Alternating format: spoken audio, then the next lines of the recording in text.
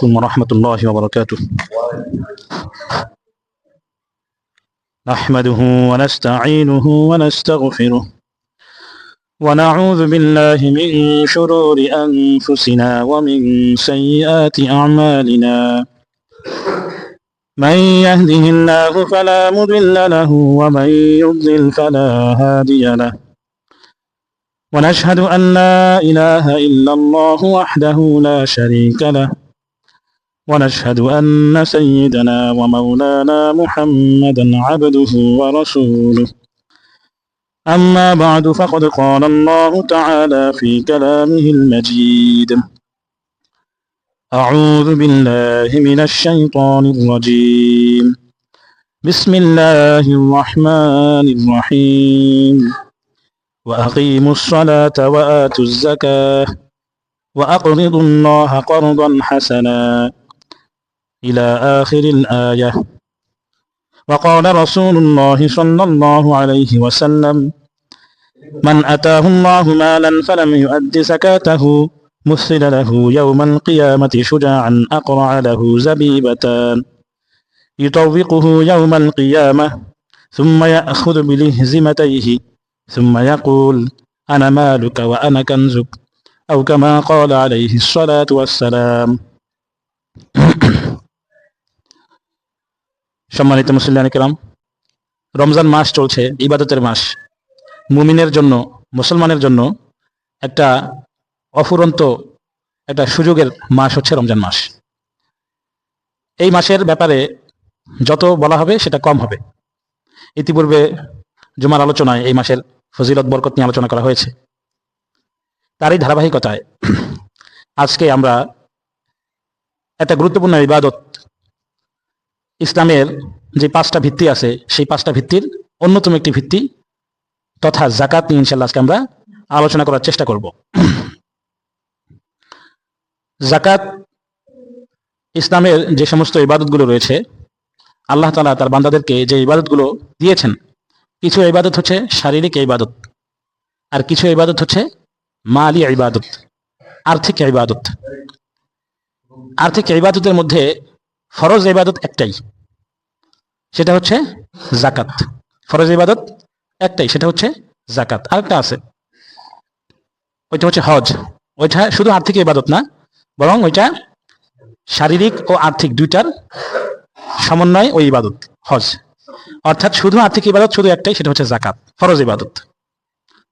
এবং এইটা হলো ইসলামের একটা ভিত্তি। ইসলামের যে 5টা ভিত্তি আছে, বুনিয়াল ইসলাম আলা খামসিন: শাহাদাতু আল্লা ইলাহা ইল্লাল্লাহ ওয়া আন্না মুহাম্মাদার রাসূলুল্লাহ ওয়া ইকামিস সালাহ ওয়া ইতাইজ যাকাহ। অর্থাৎ প্রথম ভিত্তি হচ্ছে ঈমান আনয়ন করা। যে ব্যক্তি ঈমান আনয়ন করবে সে মুসলমান হবে। মুসলমান হওয়ার পরের কাজটাই হলো ইকামাতিস সালাহ, অর্থাৎ নামাজ আদায় করা। আর এই নামাজের সাথেই বেশিরভাগ ক্ষেত্রে, নামাজের সাথে যে ইবাদতের কথা, যে ভিত্তির কথা বেশিরভাগ ক্ষেত্রে উল্লেখ করা হয়েছে সেটা হচ্ছে যাকাত। ইকামাতিস সালাহ ওয়া ইতাইজ যাকাহ, যাকাত আদায় করা। সুতরাং এটা অত্যন্ত গুরুত্বপূর্ণ একটা ইবাদত। যাকাতটা যে আসলে কতটা গুরুত্বপূর্ণ এবং কতটা প্রয়োজনীয় একটা বিষয়, এটা আসলে আমরা অনুধাবন করতে পারি না। যাকাত যদি সঠিকভাবে, যাকাতটাকে যদি কি করা যায়, বন্টন করা যায়, সঠিকভাবে যদি এই ইবাদতের উপর আমল করা যায়, তাহলে দেখা যাবে যে পৃথিবীর অবস্থা এমন হবে যে পৃথিবীতে কোনো গরিব মানুষ নেই, কোনো গরিব মানুষ পৃথিবীতে খুঁজে পাওয়া যাবে না। যেমনটা হয়েছিল হযরত ওমর ইবনে আব্দুল আজিজ রাহমাতুল্লাহি আলাইহি, বিখ্যাত তাবিঈ ওমর ইবনে আব্দুল আজিজ, যাকে ইসলামের 5ম খলিফা হিসেবে ধরা হয়। 5ম খলিফা। তিনি আসলে 5ম খলিফা ছিলেন না। ইসলামের 4জন খলিফা, আবু বকর রাদিয়াল্লাহু তাআলা আনহু, ওমর রাদিয়াল্লাহু তাআলা আনহু, ওসমান রাদিয়াল্লাহু তাআলা আনহু এবং আলী রাদিয়াল্লাহু তাআলা আনহু, এই 4 খলিফা। এরপর আর অনেক খলিফা আছে। 30 বছর পরে গিয়ে একজন খলিফা হয়েছে, যার নাম হচ্ছে ওমর ইবনে আব্দুল আজিজ রাহমাতুল্লাহ আলাইহি। ওনাকে ইসলামের 5ম খলিফা হিসেবে বলা হয়। আসলে 5ম খলিফা না, কিন্তু 5ম খলিফা ধরা হয়। কেন? কারণ ওনার যে খেলাফত কালটা ছিল সেটা ছিল কিসের মতো? এই 4 খলিফার মতো। এই 4 খলিফার মতো ওনার খেলাফত কাল বা ওনার শাসন আমলটা এরকম ছিল। ওনার খেলাফত কালের অবস্থা এমন হয়েছে যে যাকাত দেওয়ার মতো, মানে যাকাত গ্রহণ করবে এরকম লোক খুঁজে পাওয়া যাচ্ছে না। হ্যাঁ, যাকাত গ্রহণের জন্য তো কি থাকতে হবে? কিছু ক্রাইটেরিয়া থাকে। গরিব হইতে হবে বা বিভিন্ন ধরনের কি আছে, 8টা খাত আছে, মাসারিফে যাকাত। আল্লাহ তাআলা কোরআনে কারীমের মধ্যে সেই 8টা খাত সম্পর্কে বলেছেন। তো ওনার শাসনামলে এমন অবস্থা হয়েছে যে যাকাত যে দিবে কাউকে, ওইরকম লোক খুঁজে পাওয়া যাচ্ছে না। সুবহানাল্লাহ। অর্থাৎ যাকাতটাকে যদি আমরা সমাজের মধ্যে প্রতিষ্ঠিত করতে পারি, ইসলাম আমাদেরকে যেভাবে যাকাত দিতে বলেছে সেইভাবে যদি আমরা যাকাত দিতে পারি, তাহলে দেখা যাবে যে আস্তে আস্তে কি হবে, গরিব মানুষ যারা আছে তারা আস্তে আস্তে ধনী হতে থাকবে। অর্থাৎ এর অর্থ এটা না যে ধনীরা গরিব হয়ে যাবে, এটা না। ধনীরাও ধনী থাকবে, গরিবেরাও কি হয়ে যাবে, ধনী হয়ে যাবে। আল্লাহ তাআলা এমন একটা সিস্টেম আমাদেরকে দিয়েছেন। যাই হোক, এই বিষয়ে ইনশাআল্লাহ আরো আলোচনা আসবে সামনে। তো ইসলামের অন্যতম একটা ভিত্তি হচ্ছে যাকাত। আল্লাহ তাআলা পবিত্র কালামে পাকে ইরশাদ করেন, সূরা মুজাম্মিলের 20 নম্বর আয়াতে আল্লাহ তাআলা বলেন, ওয়া আকিমুস সালাতা ওয়া আতুজ যাকাহ ওয়া আকরিদুল্লাহ কারদান হাসানা। ওয়া আকিমুস সালাতা ওয়া আতুজ যাকাহ, তোমরা নামাজ কায়েম করো, ওয়া আতুজ যাকাহ, এবং যাকাত প্রদান করো। ওয়া আকরিদুল্লাহ কারদান হাসানা, আকরিদু, এবং তোমরা ঋণ দাও, করজ দাও। কাকে? আল্লাহকে। ওয়া আকরিদুল্লাহ, তোমরা আল্লাহকে ঋণ দাও, আল্লাহকে করজ দাও। হাসানা, আল্লাহকে ঋণ দেওয়ার অর্থ কি? আল্লাহ তাআলা তো ঋণের মুখাপেক্ষী না, কোন সম্পদের তিনি মুখাপেক্ষী না, তাহলে তাকে ঋণ দেওয়ার অর্থ কি? তাকে ঋণ দেওয়ার অর্থ হলো এটা আল্লাহকে ঋণ দেওয়া হচ্ছে না, বরং গরিব যেই মুসলমান যারা রয়েছে তাদেরকে দান করা, এটাই হচ্ছে আল্লাহকে ঋণ দেওয়ার অর্থ। অর্থাৎ গরিব মুসলমানদেরকে যদি তোমরা দান করো, তাহলে কেমন যেন তোমরা আল্লাহকে ঋণ দিলা, আল্লাহ সেটা তোমাকে ফিরিয়ে দিবে। আল্লাহ সেটা তোমাকে কি করবে? ফিরিয়ে দিবে। আল্লাহ তাআলা বলছেন এভাবে। তো যাকাত হচ্ছে একটি ফরজ ইবাদত। নামাজ যেরকম একটা ফরজ, রোজা যেমন ফরজ, রোজা যেমন আমরা রাখি, একটা রোজা আমরা মিস দেই না। 30টা রোজা, 29টা রোজা, যেটাই হোক, সবাই 30টা রোজা রাখি, সবাই 29টা রোজা রাখি। তেমনি ভাবে যাকাতও কিন্তু কি ফরজ ইবাদত। যাদের উপর যাকাত ফরজ হবে তাদের অবশ্যই কর্তব্য হলো এই যাকাত আদায় করতে হবে। তো এই যাকাত শব্দের আসলে অর্থ কি? যাকাত শব্দের আভিধানিক অর্থ হচ্ছে বৃদ্ধি করা। যাকাত শব্দের আভিধানিক অর্থ কি? বৃদ্ধি করা, পবিত্র করা। অর্থাৎ যে ব্যক্তি যাকাত দিবে, আল্লাহ তাআলা তার সম্পদকে বৃদ্ধি করে দিবেন। সুবহানাল্লাহ। এবং যাকাত দেওয়ার মাধ্যমে নিজের যে সম্পদগুলো রয়েছে সেগুলোকে পবিত্র করা হয়। সেগুলোকে কি করা হয়? পবিত্র করা হয়। আল্লাহ তাআলা পবিত্র কালামে পাকে ইরশাদ করেন, রাসূল সাল্লাল্লাহু আলাইহি ওয়াসাল্লামকে বলছেন, খুয মিন আমওয়ালিহিম সাদাকাতান তুতাহহিরুহুম ওয়া তুযাক্কিহিম বিহা ওয়া সাল্লি আলাইহিম। খুয মিন আমওয়ালিহিম সাদাকাহ, তুমি তাদের সম্পদ থেকে যাকাত গ্রহণ করো, সদকা গ্রহণ করো। তুতাহহিরুহুম ওয়া তুযাক্কিহিম বিহা, এবং এই যাকাত গ্রহণের মাধ্যমে কি করো? তুতাহহিরুহুম, তাদেরকে পবিত্র করো। ওয়া তুযাক্কিহিম বিহা, তাদেরকে পরিষ্কার পরিচ্ছন্ন করো। তো সুতরাং বোঝা গেল এই যাকাত, এটার মাধ্যমে নিজের যে সম্পদ আছে এই সম্পদকে কি করা হয়? পবিত্র করা হয়। তো এই যাকাত এটা খুবই গুরুত্বপূর্ণ একটি আমল, যেটা একটু আগে বলছিলাম যে যাকাত হচ্ছে এটি ফরজ বিধান। আল্লাহ তাআলা ওয়া আকিমুস সালাতা ওয়া আতুজ যাকাত, কোরআন কারীমের বিভিন্ন জায়গায় আল্লাহ তাআলা কি বলেছেন? যাকাত দেওয়ার কথা বলেছেন, সরাসরি যাকাতের কথা বলেছেন, অথবা বলেছেন তোমরা আল্লাহর রাস্তায় খরচ করো। যেমন সূরা বাকারার মধ্যে আল্লাহ তাআলা বলছেন, ইয়া আইয়ুহাল্লাযীনা আমানু আনফিকু মিম্মা রাযাকনাকুম মিন ক্বাবলি আন ইয়াতিয়াকুমুল বাই'। আনফিকু মিম্মা রাযাকনাকুম, তোমরা খরচ করো। আনফিকু, তোমরা খরচ করো। মিম্মা রাযাকনাকুম, আমি তোমাদেরকে যে রিজিক দিয়েছি সেখান থেকে। এই খরচ করার অর্থ হলো তোমরা যাকাত দাও। আর আরেক জায়গায় বলা হচ্ছে, ইয়া আইয়ুহাল্লাযীনা আমানু আনফিকু মিন তাইয়্যিবাতি মা কাসাবতুম ওয়া মিম্মা আখরাজনা লাকুম মিনাল আরদ। হে ঈমানদারগণ, আনফিকু, তোমরা খরচ করো। মিন তাইয়্যিবাতি মা কাসাবতুম, যা কিছু তোমরা উপার্জন করো তার থেকে উত্তম যে বিষয়গুলো আছে সেগুলো কি করো? খরচ করো। ওয়া মিম্মা আখরাজনা লাকুম মিনাল আরদ, এবং আমি যা কিছু জমিন থেকে বের করে দিয়েছি। অর্থাৎ আল্লাহ তাআলা জমিন থেকে যা কিছু বের করে দিয়েছেন, যে ফসল ফলাদি যা কিছু আমাদেরকে দিয়েছেন, এটা থেকে তোমরা কি করো? আল্লাহর রাস্তায় খরচ করো। এর অর্থ হলো যাকাত দাও। এরকম অনেক জায়গায় কোরআন শরীফের অনেক জায়গায় আল্লাহ তাআলা যাকাতের কথা উল্লেখ করেছেন। আর ওয়া আকিমুস সালাতা ওয়া আতুজ যাকাত, এটা তো 32 বার আল্লাহ তাআলা কোরআন শরীফের মধ্যে এই ওয়া আকিমুস সালাতা ওয়া আতুজ যাকাত কথাটা বলেছেন, যে যাকাত দাও, যাকাত দাও। সুতরাং এটা খুবই গুরুত্বপূর্ণ একটি ইবাদত। যাকাত যে শুধু ধর্মীয়ভাবে ইসলামের একটা ভিত্তি, এটা তো অনেক গুরুত্বপূর্ণ বিষয়, কিন্তু যাকাত যদি আমরা দেওয়া শুরু করি সামাজিকভাবে, তাহলে আমাদের সমাজের চিত্রটা পরিবর্তন হয়ে যাবে। বর্তমানে আমাদের সমাজ পরিচালিত হয় পুঁজিবাদী সমাজ, যেটাকে বলে সুদ ভিত্তিক পুঁজিবাদী সমাজ বলা হয় এই সমাজকে। অর্থাৎ এখানে ব্যবসা বাণিজ্য, তারপরে হচ্ছে আপনার সবকিছু পরিচালিত হয় কিসের মাধ্যমে? সুদের মাধ্যমে, পুঁজির মাধ্যমে এবং সুদের মাধ্যমে। আপনি একটা ব্যবসা করবেন, বর্তমান সময়ে ব্যবসা করার জন্য আপনার যে কি লাগবে? মূলধন যেটা লাগবে, সেই মূলধন যদি থাকে তাহলে আলহামদুলিল্লাহ, না থাকলে কি করতে হয়? ওই ব্যাংকে থেকে ঋণ নিতে হয়, ব্যাংকে থেকে ঋণ নিতে হয়। আমরা তো এই যে এই মুহূর্তে এসে ঋণ খেলাফি শব্দটা অনেক শুনছি। হ্যাঁ, বিশেষ করে নির্বাচনের সময় ঋণ খেলাপি শব্দটা খুব শোনা গেছে। তো ঋণ খেলাপি মানে কি?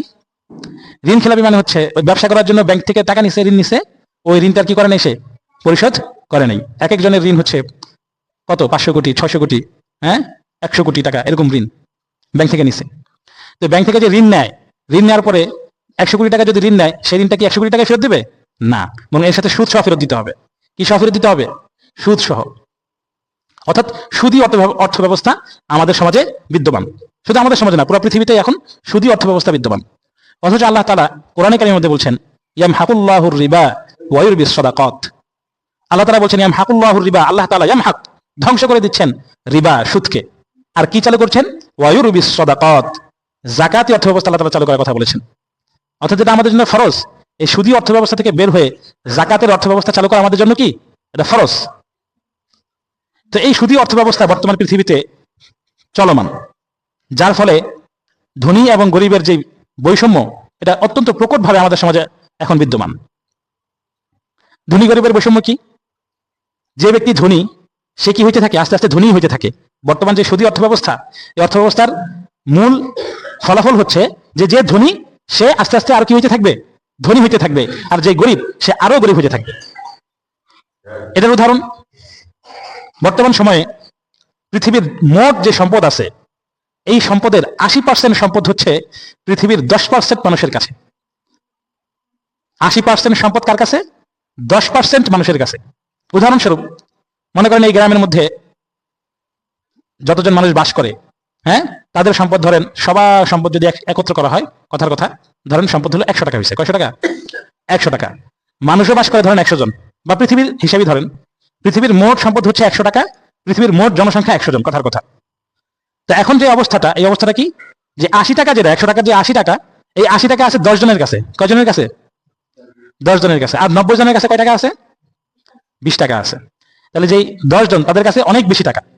আর যে 90 জন আছে, তাদের কাছে আছে মাত্র কত? 20 টাকা। একজনের ভাগে 1 টাকাও পড়ে নেই, একজনের ভাগে 1 টাকাও পড়ে না, তাও যদি সমানভাবে যদি ভাগ করে। তাহলে বর্তমান সময়ে পৃথিবীর মোট সম্পদের 80% হচ্ছে 10% মানুষের কাছে। এটা হলো এই পুঁজিবাদী অর্থ ব্যবস্থার ফলাফল। এর বিপরীতে যদি আমরা যাকাতের অর্থ ব্যবস্থা যদি আমরা চালু করতে পারি, তাহলে কি হয়? দেখেন, পুঁজিবাদী অর্থ ব্যবস্থার যে বিষয়গুলো, সেগুলো কি করে আসলে? যার টাকা আছে সে কি করে? ব্যাংকে টাকা রেখে দেয়, জমা রেখে দেয়। ব্যাংকে টাকা সে জমা রাখছে, তো ব্যাংক তাকে কি করে? প্রত্যেক বছর বছর তাকে কি দিতে থাকে? সুদ দিতে থাকে। অনেক মানুষ এরকম আছে সমাজে, আপনি খোঁজ নিলে দেখবেন যে সরকারি চাকরি করে পেনশনের টাকা পাইছে, কথার কথা 50 লাখ টাকা, কথার কথা। সে টাকা ব্যাংকে ফেলায় রাখছে। এই 50 লাখ টাকা তো তার আছেই। এখন এই 50 লাখ টাকার উপর যে সুদ আসে মাসে মাসে, বছরে ধরেন 1 লাখ টাকা সুদ আসে, কথার কথা। এই 1 লাখ টাকা দিয়ে তার সারা বছর খরচ চলে যায়, হ্যাঁ। আর যদি চক্রবৃদ্ধি হারে যদি সুদ ধরা হয়, তাহলে 1 লাখ টাকা তার ওই 50 লাখ টাকার সাথে যুক্ত হয়ে পরবর্তী বছরে 51 লাখ টাকার উপরে সুদ আসবে, 1 লাখ টাকা থেকে আরেকটু বেশি। অর্থাৎ অনেক মানুষ এমন আছে, অনেক মানুষ আছে, আপনি খোঁজ নিলে দেখবেন, যাদের আয়ের উৎসই হচ্ছে সুদ। মূল আয়টা কিসের থেকে আসে? সুদ থেকে আসে। তার এত টাকা খরচ হচ্ছেই না, তার যেই মূল টাকাটা ছিল সেটা তো আসেই, আরো অতিরিক্ত তার কি হচ্ছে? টাকা আস্তে আস্তে বাড়তেছে সুদের মাধ্যমে। তাহলে এখানে কি হচ্ছে? তার যেই টাকাটা আছে, সেই টাকাটা অলস পড়ে আছে, কোনো কাজে লাগতেছে না, তার হাতে জমা হয়ে আছে, তার কাছে আছে, বাজারে ওই টাকাটা আসতেছে না। আর গরিব যে, তাই সে আরো আস্তে আস্তে হইতেছে গরিব হচ্ছে। মানে সম্পদ জমানোর একটা প্রবণতা, এই পুঁজিবাদী অর্থ ব্যবস্থার মধ্যে সম্পদ জমানোর একটা প্রবণতা সৃষ্টি হয়, যে যত বেশি সম্পদ জমা করতে পারবে তার সম্পদ আরো বাড়তে থাকবে। বিপরীতে যাকাত কি করে? আপনি একটা নির্দিষ্ট পরিমাণ সম্পদ যখন আপনার হবে, ওই সম্পদের থেকে বেশি যখন হবে, ওই সম্পদটা যখন 1 বছর থাকবে, ওই সম্পদের আপনার যাকাত আসবে, ওই সম্পদের কি আসবে? যাকাত আসবে। সুতরাং কোন ব্যক্তি তো আর কি করতে চায় না? সম্পদ দান করতে চায় না। কেউ কি সম্পদ দান করতে চায়? চায় না, কষ্ট লাগে সম্পদ দান করতে। তখন সে কি করে? সে সম্পদ জমায় না। সম্পদ কি করে? জমায় না, বাজারে ছেড়ে দেয়, বিভিন্ন জায়গায় বিনিয়োগ করে, ব্যবসা করে, হ্যাঁ। এতে করে কি হয়? তার সম্পদ ব্যবসার মাধ্যমে বাড়ে। একটা হচ্ছে আমি অলস টাকা রেখে দিলাম, এই অলস টাকার মাধ্যমে সুদের উপর আমার সম্পদ বাড়তেছে। আর একটা হচ্ছে আমি কি করলাম? ব্যবসার মাধ্যমে আমার সম্পদ বাড়াইলাম, ব্যবসার মাধ্যমে সম্পদ বাড়াইলাম, সম্পদ বাড়তে থাকে। এবং যদি যাকাত ওয়াজিব হয়, তাহলে কোনো ধরনের বিনিময় ছাড়া ওই যাকাতের টাকাটা সে কি করে? একজন গরিবকে সে দান করে, যার কিছু নাই। এবং ওই গরিব ওই টাকাটা নিয়ে সে নিজে কি করতে পারে? আবার একটা ব্যবসা করতে পারে, বা সে দাঁড়াইতে পারে। এভাবে করে কি হয়? ধনী যে, সেও ধনী হইতে থাকে, যে গরিব সেও আস্তে আস্তে কি হইতে থাকে? ধনী হইতে থাকে। আর পুঁজিবাদী অর্থ ব্যবস্থায় কি হয়, যে ধনী যে সে ধনী হইতেই থাকে, আর যে গরিব সে আরো গরিব হইতে থাকে। তাহলে আল্লাহ তাআলা আমাদেরকে যে বিধান দিয়েছেন, আমরা যদি বুঝি বা না বুঝি, এই বিধানটা যদি আমরা সমাজের মধ্যে যদি চালু করতে পারি, ফলাফলটা আমরা দেখতে খুব বেশি সময় লাগবে না, হয়তো 1 থেকে 1.5 বছর সময় লাগবে, বা 2 বছর 5 বছর সময় লাগবে। তো যাকাত যদি আমরা সঠিকভাবে আদায় করতে পারি, তাহলে একটা সময়কে আমরা দেখবো যে সমাজ থেকে আস্তে আস্তে কি হয়ে গেছে, গরিব আস্তে আস্তে কি হয়ে গেছে, ধনী হয়ে গেছে। ধনী এবং গরিবের যে শ্রেণী বৈষম্য সম্পদের, এই বৈষম্যটা আস্তে আস্তে কি আসবে, কমে আসবে। তো যাই হোক,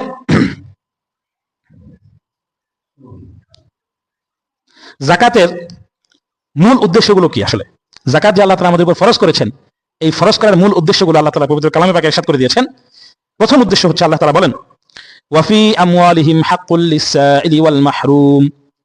ওয়াফি আমওয়ালিহিম, তোমাদেরকে যে সম্পদ দেওয়া হয়েছে, তোমাদের যে সম্পদ, এই সম্পদের মধ্যে হাক্কুল লিসাইলি ওয়াল মাহরুম, গরিব বঞ্চিত যাদের কাছে সম্পদ নাই তাদের হক রয়েছে।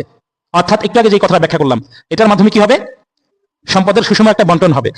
হ্যাঁ, এটা হলো 1 নম্বর উদ্দেশ্য। 2 নম্বর, সম্পদ যেন একজনের হাতে না থাকে, বরং সম্পদটা যেন সবার কাছে কি সমানভাবে বন্টন হতে থাকে। আল্লাহ তাআলা বলছেন, কাইলা ইয়াকুনা দুনাতাম বাইনাল আগনিয়াই মিনকুম, লা ইয়াকুনা দুনা, যাতে করে সম্পদটা বাইনাল আগনিয়া, ধনীদের মধ্যে যেন সম্পদটা কি বারবার ঘোরাফেরা না করে। হ্যাঁ, তোমাদের মধ্যে যারা ধনী তাদের মধ্যে যেন সম্পদটা কুক্ষিগত না থাকে, বরং সম্পদটা যেন সবার মাঝে কি হয়, সমানভাবে বন্টন হয়। আর 3 নম্বর যেই উদ্দেশ্য, সেটা হচ্ছে মানুষকে কৃপণতা থেকে বের করে আনা। মানুষের অন্তরে যে লোভ লালসা, সম্পদের প্রতি যে লোভ লালসা, দুনিয়ার প্রতি যে লোভ লালসা, সেই লোভ লালসা থেকে তাদেরকে পবিত্র করা। যেটা যে আয়াতটা আমি এর আগেও তেলাওয়াত করেছি, খুয মিন আমওয়ালিহিম সাদাকাতান তুতাহহিরুহুম ওয়া তুযাক্কিহিম বিহা ওয়া সাল্লি আলাইহিম। অর্থাৎ যাকাত গ্রহণের মাধ্যমে মানুষের অন্তর থেকে কি করা হয়, সম্পদের প্রতি যে লোভ, এই লোভটাকে কমানো হয়। কারণ যাকাত এটা আপনাকে দিয়ে দিতে হবে, এটার বিনিময়ে আপনাকে দুনিয়াতে কিছু দেওয়া হবে না, আখিরাতে দেওয়া হবে। হ্যাঁ, তো এভাবে যদি আমরা দানের অভ্যাস করতে পারি, যাকাত দেওয়ার অভ্যাস করতে পারি, তখন দেখা যাবে যে কি, সম্পদের যে একটা লোভ, সেটা আমাদের অন্তরে আর থাকবে না, কৃপণতা আমাদের অন্তরে থাকবে না। হাদিসের মধ্যে আছে, রাসূল সাল্লাল্লাহু আলাইহি ওয়াসাল্লাম ইরশাদ করেছেন যে একজন ব্যক্তি তার অন্তরে ঈমান আর কৃপণতা কখনো একসাথে থাকতে পারে না। অর্থাৎ ঈমান আর কৃপণতা কি থাকতে পারে না, কখনো একসাথে থাকতে পারে না, হয় সে মুমিন আর নয়তো সে কৃপণ।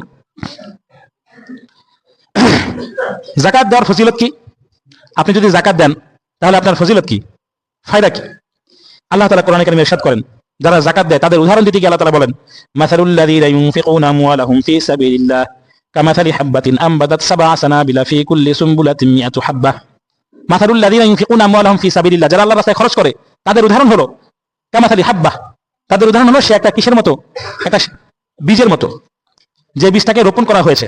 আমবাতাত সাবআ সানাবিলা, সেই বীজ থেকে 7টা শীষ বের হয়েছে, এবং ওই 7টা শীষের মধ্যে ফি কুল্লি সুমবুলাতিন মিআতু হাব্বাহ, ওই 7টা শীষের মধ্যে আরো 100টা করে কি আসছে, দানা আসছে, 100টা করে কি আসছে, দানা আসছে।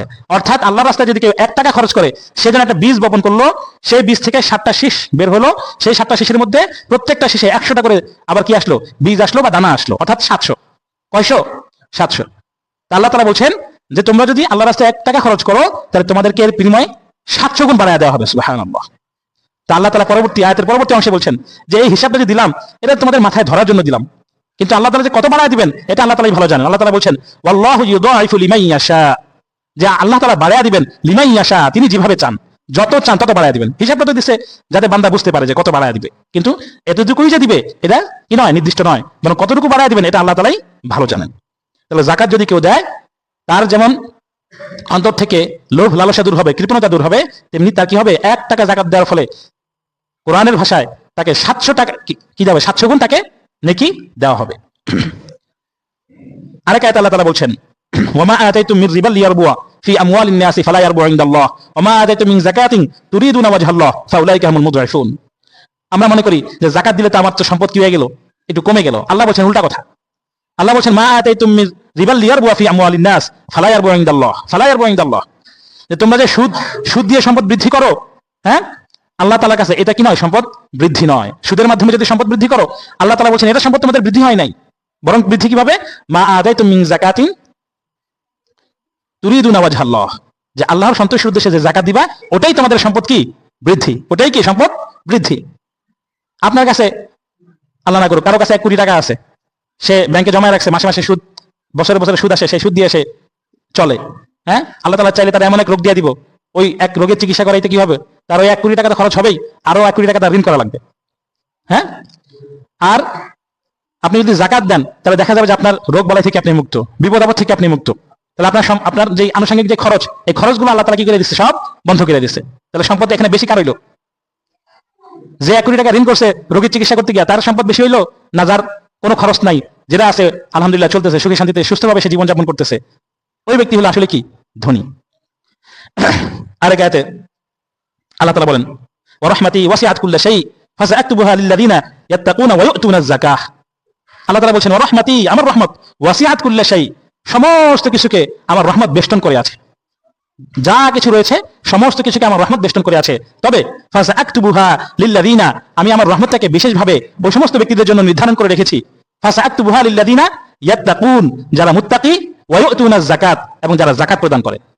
অর্থাৎ আপনি যদি যাকাত প্রদান করেন তাহলে আল্লাহ তাআলার বিশেষ রহমত সব সময় আপনার উপর বর্ষিত হইতেই থাকবে। সুবহানাল্লাহ। আল্লাহর রহমত ছাড়া, আল্লাহর দয়া ছাড়া কোনো মানুষের পক্ষে কোনো কিছু করাই সম্ভব নয়। তা আল্লাহ তাআলা কোরআনের মধ্যে স্পষ্ট করে ঘোষণা দিচ্ছেন যে রাহমাতি ওয়াসিআত কুল্লা শাই ফাসআকতুবুহা লিল্লাযিনা ইয়াত্তাকুনা ওয়া ইউতুনাজ যাকাহ, যারা যাকাত দিবে তাদের জন্য আল্লাহ তাআলার বিশেষ রহমত আল্লাহ তাআলা রেখে দিয়েছেন। হাদিসের মধ্যে রাসূল সাল্লাল্লাহু আলাইহি ওয়াসাল্লাম বলেন, মা নাকাসাত সাদাকাতুন মিন মালিন, যে সদকার দ্বারা অর্থ সম্পদ কখনো হ্রাস হয় না, কখনো কমে যায় না। সদকা করলে সম্পদ বৃদ্ধি পায়। সম্পদ হয়তো টাকায় হয়তো মনে হবে যে বৃদ্ধি পাচ্ছে না, হ্যাঁ, সম্পদ বৃদ্ধি পাওয়ার অর্থ এটা নয় যে টাকায় বৃদ্ধি পাবে, এমন ভাবে বৃদ্ধি পাবে যে কি হবে, যেটা একটু আগে বললাম, একটু আগে যে উদাহরণ দিলাম আর কি। আরেক হাদিসে আল্লাহ রাসূল সাল্লাল্লাহু আলাইহি ওয়াসাল্লাম বলেন, তিনি সাহাবায়ে কেরামদেরকে উদ্দেশ্য করে বলেন যে জান্নাতের মধ্যে এমন কিছু বাড়ি থাকবে, এমন কিছু ঘর থাকবে, যে ঘরটা হবে স্বচ্ছ, অর্থাৎ ভিতর থেকে বাইরে দেখা যাবে, বাইরে থেকে ভিতরে দেখা যাবে। তো সাহাবায়ে কেরাম রাদিয়াল্লাহু আনহুম বলেন, ইয়া রাসূলুল্লাহ, এই ঘরগুলো কাদের জন্য? আল্লাহ রাসূল সাল্লাল্লাহু আলাইহি ওয়াসাল্লাম বলছেন, লিমান আতাবাল কালামা ওয়া আতামা তুআমা ওয়া আদামা সিয়ামা ওয়া সাল্লা বিল লাইলি ওয়ান নাসু নিয়ামুন। চারজন ব্যক্তির, 4 ধরনের মানুষের কথা বলছেন। এক ধরনের মানুষ যারা নরম সুরে কথা বলে, নম্রভাবে কথা বলে, আতাবাল কালাম অর্থাৎ নম্রভাবে কথা বলে। ওয়া আতামা তুআম, যারা ক্ষুধার্তকে খানা খাওয়ায়, এর অর্থ হচ্ছে যারা যাকাত দেয়, দান সদকা করে। ওয়া আদামা সিয়াম, যারা নিয়মিত রোজা রাখে, রোজা নিয়মিত রাখে। ওয়া সাল্লা বিল লাইল, এবং যারা রাতে নামাজ পড়ে। ওয়ান নাসু নিয়ামুন, এবং মানুষেরা ঘুমায় থাকে, অর্থাৎ তাহাজ্জুদের কথা বলা হয়েছে এখানে। তাহলে এই ধরনের যে ব্যক্তি, তাদের জন্য জান্নাতে এমন একটা ঘর থাকবে, এমন একটা প্রাসাদ থাকবে, যে প্রাসাদের স্বচ্ছ প্রাসাদ, বাইরে থেকে ভিতরে, ভিতর থেকে বাইরে দেখা যাবে। তো এই হলো যাকাতের ফজিলত। আমরা যদি যাকাত দিই তাহলে আমাদের জন্য এই এই সুসংবাদগুলো আল্লাহ তাআলা দিয়ে রেখেছেন। আর যদি যাকাত না দিই তাহলে কি হবে? আল্লাহ তাআলা কোরআন কারীমের মধ্যে ইরশাদ করেন, ওয়াল্লাযীনা ইয়াকনিজুনা আয-যাহাবা ওয়াল ফিদ্দাতা ওয়া লা ইউনফিকুনাহা ফি সাবিলিল্লাহ ফাবাশশিরহুম বিআযাবিন আলীম ইয়াওমা ইউহমা আলাইহা ফি নারি জাহান্নামা ফাতুকওয়া বিহা জিবাহুহুম ওয়া জুনুবুহুম ওয়া যুহুরুহুম হাযা মা কানাসতুম লিআনফুসিকুম ফাযুকু মা কুনতুম তাকনিজুন। কত কঠিন ভাবে আল্লাহ তাআলা বলছেন, ওয়াল্লাযীনা ইয়াকনিজুনা আয-যাহাবা ওয়াল ফিদ্দাহ, যারা এই স্বর্ণ রৌপ্য এগুলো কি করে, জমা করে রাখে। স্বর্ণ রৌপ্য, টাকা পয়সা, ধন সম্পদ এগুলো কি জমা করে রাখে। ওয়া লা ইউনফিকুনাহা ফি সাবিলিল্লাহ, এবং আল্লাহর রাস্তায় এগুলো খরচ করে না, এর অর্থ হলো সে যাকাত দেয় না। ফাবাশশিরহুম বিআযাবিন আলীম, রাসূল সাল্লাল্লাহু আলাইহি ওয়াসাল্লাম বলছেন, বাশশিরহুম, তাদেরকে সুসংবাদ দিয়ে দেন, বিআযাবিন আলীম, হ্যাঁ, যন্ত্রণাদায়ক শাস্তির সুসংবাদ দেন। শাস্তির তো সুসংবাদ হয় না, শাস্তির কি সুসংবাদ হয়? শাস্তির হয় দুঃসংবাদ। এখানে আল্লাহ তাআলা কি করছেন? শাস্তির সুসংবাদ দিতে বলছেন, মানে কি, তাদেরকে ভয় দেখানোর জন্য এটা বলছেন যে শাস্তির সুসংবাদ দিয়ে দাও। ইয়ামা ইউহমা আলাইহা ফি নারি জাহান্নাম, শাস্তিটা কি হবে? ইয়ামা ইউহমা আলাইহা ফি নারি জাহান্নামা, জাহান্নামের মধ্যে ওই স্বর্ণ রৌপ্য ধন সম্পদ এগুলোকে উত্তপ্ত করা হবে। ফাতুকওয়া বিহা জিবাহুহুম, এবং উত্তপ্ত করে সেটাকে তোমার কপালের মধ্যে সেটার কি দেওয়া হবে? ছ্যাক দেওয়া হবে। শুধু কপালে দিবে না, ওয়া জুনুবুহুম, তোমার যে পার্শ্বদেশ যে রয়েছে সেই পার্শ্বে, এখানে এখানে এগুলো ছ্যাক দেওয়া হবে। এবং ওয়া যুহুরুহুম, এবং পিঠের মধ্যেও কি দেওয়া হবে? এই স্বর্ণ রৌপ্য ধন সম্পদ জাহান্নামের আগুন উত্তপ্ত করে এগুলোর ছেঁকা দেওয়া হবে, এবং বলা হবে, হাযা মা কানাসতুম লিআনফুসিকুম, এটা হলো তোমার ওই সম্পদ যেটা তুমি জমায়ে রাখছিলে, আল্লাহর রাস্তায় খরচ করো নাই, যাকাত দাও নাই। ফাযুকু মা কুনতুম তাকনিজুন, যা জমা করে রাখছিলা ওটার স্বাদ এখন গ্রহণ করো। আরেক আয়াতে আল্লাহ তাআলা বলেন, ওয়ালা ইয়াহসাবান্নাল্লাযীনা ইয়াবখালুনা বিমা আতাহুমুল্লাহু মিন ফাদলিহি হুয়া খায়রুল লাহুম বাল হুয়া শাররুল লাহুম সায়াতাওয়াকুনা মা বাখিলু বিহি ইয়াওমাল কিয়ামাহ। আল্লাহ তাআলা বলছেন, লা ইয়াহসাবান্নাল্লাযীনা ইয়াবখালুনা বিমা আতাহুমুল্লাহু মিন ফাদলিহি হুয়া খায়রুল লাহুম, যে যারা আল্লাহ তাআলা যে সম্পদ তোমাদেরকে দান করেছে, হ্যাঁ, সেই সম্পদ জমায় রাখা, ওই সম্পদের মধ্যে কৃপণতা কইরা আল্লাহর রাস্তায় খরচ না কইরা যদি তুমি মনে করো, তুমি যদি ধারণা করো যে এটা মনে হয় আমার জন্য ভালো, হ্যাঁ, আল্লাহ বলছেন এই কথা, যে আল্লাহর অনুগ্রহে যে সম্পদ তোমাকে দেওয়া হয়েছে সেই সম্পদ আল্লাহর রাস্তায় খরচ না কইরা তুমি ধারণা করতেছো যে এটা মনে হয় আমার জন্য ভালো, আল্লাহ বলছেন যে না, এই ধারণা সঠিক নয়। বাল হুয়া শাররুল লাহুম, বরং ওইটা তোমার জন্য অকল্যাণকর। হ্যাঁ, আল্লাহ যে সম্পদ দিয়েছে সেই সম্পদ আল্লাহর রাস্তায় খরচ না করাটা তোমার জন্য কি অকল্যাণকর। সাইতাওয়াকুনা মা বাখিলু বিহি ইয়াউমাল কিয়ামাহ, যে সম্পদে তুমি কৃপণতা করছো, মা বাখিলু বিহি, যে সম্পদে কৃপণতা করছো, সাইতাওয়াকুনা, সেটা কিয়ামতের দিন তোমার গলার মধ্যে পেঁচায় দেওয়া হবে। গলার মধ্যে কি করা হবে? পেঁচায় দেওয়া হবে। এই আয়াতের ব্যাখ্যায় আল্লাহ রাসূল সাল্লাল্লাহু আলাইহি ওয়াসাল্লাম একটা হাদিস বলেছেন। হাদিসের মধ্যে আল্লাহ রাসূল বলেন, মান আতাহুল্লাহু মালান ফালাম ইউআদ্দি যাকাতাহু মুসিরা লাহু ইয়াউমাল কিয়ামাহ, যে ব্যক্তিকে আল্লাহ তাআলা সম্পদ দিয়েছেন সে যদি যাকাত না দেয়, ফালাম ইউআদ্দি যাকাতাহু, যাকাত যদি না দেয়, মুসিরা লাহু, তার উদাহরণ হলো ইয়াউমাল কিয়ামাতি শুজাআন আকরা লাহু জাবিবাতান, যে কিয়ামতের দিবসে ওই সম্পদটাকে একটা বিষাক্ত সাপে পরিণত করা হবে। হ্যাঁ, ওই বিষ এত বেশি থাকবে ওই সাপের, বিষক্রিয়ায় তার চোখের দুই পাশে দুইটা ছোট ছোট কালো বিন্দু হয়ে যাবে। এটা বিষের প্রতিক্রিয়া এত বেশি হবে ওই সাপের। ইউতাওয়াকুহু ইয়াউমাল কিয়ামাহ, কিয়ামতের দিবসে ওই সাপটাকে তার গলায় পেঁচায় দেওয়া হবে। এরপর কি হবে? সুম্মা ইয়াখুযু বিলিহিজিমাতাইহি, ওই সাপটা তার এই দুই চোয়ালের মধ্যে ছবল দিতে থাকবে। সুম্মা ইয়াকুল, এবং বলতে থাকবে, আনা কানজুকা আনা মালুকা, যে আমি তোমার সম্পদ, আমি তোমার মাল, আমি তোমার সম্পদ। অর্থাৎ যাকাত না দেওয়ার এই হচ্ছে পরিণতি। এটা তো আখিরাতের শাস্তি। দুনিয়াতেও কি আছে? যাকাত না দিলে দুনিয়াতে সবসময় আপনার কি থাকবে? রোগ বালাই, শোক, হ্যাঁ, পেরেশানি, বিপদ আপদ, এগুলো লেগেই থাকবে। আল্লাহ তাআলা আমাদেরকে হেফাজত করুক। যাদের উপর যাকাত ফরজ হয়, ইনশাআল্লাহ আমরা যাকাত আদায় করে দিব। যাকাত আদায়, আমাদের যেই সমাজে যে প্রচলন আছে, জাকাতের শাড়ি, জাকাতের এই কি বলে লুঙ্গি, শাড়ি, এগুলো কিনে মানুষ জাকাত দেয়। এভাবে জাকাত দিলে তো কোনো ফায়দা হচ্ছে না তো। হ্যাঁ, এমন ভাবে জাকাত দিতে হবে যেন একজন গরিব যেন সে কি হয়, সে যেন দাঁড়ায় দিতে পারে। এভাবে জাকাত দিতে হবে। আল্লাহ তাআলা আমাদেরকে তৌফিক দান করুন ইনশাআল্লাহ। জাকাতের অবশিষ্ট যে আলোচনা, কাদের উপর ফরজ হয়, কারা জাকাত গ্রহণ করতে পারবে, এই সমস্ত বিষয় ইনশাআল্লাহ আগামী জুমায় আলোচনা করা হবে আল্লাহ।